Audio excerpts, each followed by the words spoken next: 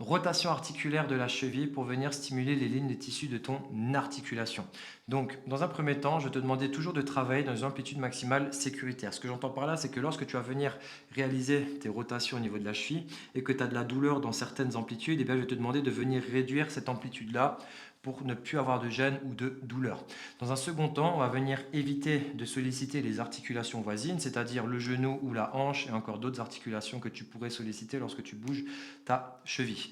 Et dans un troisième temps, tu vas venir irradier l'ensemble de ton corps. Irradier, ça veut dire quoi? Imaginons que je prenne un bâton et que je te mette un coup dans le ventre, eh bien tu vas venir te protéger avec une contraction. Cette contraction-là, j'aimerais que tu puisses la maintenir tout le long de l'exercice avec une intensité entre 30 et 50%. Donc tu contractes l'ensemble de ton corps, même si on travaille la cheville, je veux que ton quadriceps, tes ischios, ta sangle abdominale, tes pecs, tes épaules, tes biceps soient contractés entre 30 et 50%, et la cheville également lorsque tu réalises le mouvement. On se met en position.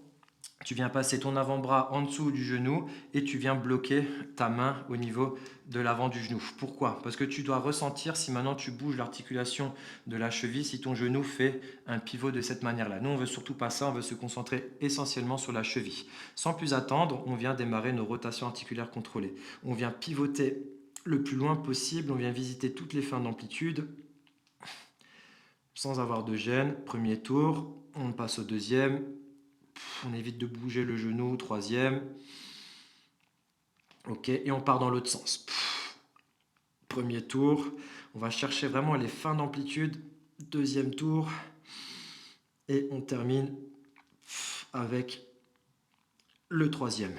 Une fois qu'on a terminé la première cheville, on passe à la deuxième. Variante que tu peux venir réaliser, tu peux très bien le faire debout, de cette manière-là en te stabilisant avec un support, et tu fais exactement le même principe. Tu viens mobiliser seulement ta cheville, tu ne dois pas faire bouger ton genou, donc c'est pour ça que tu peux garder le genou tendu, et tu évites de mobiliser ta hanche pendant que tu es en train de réaliser les rotations articulaires contrôlées de ta cheville.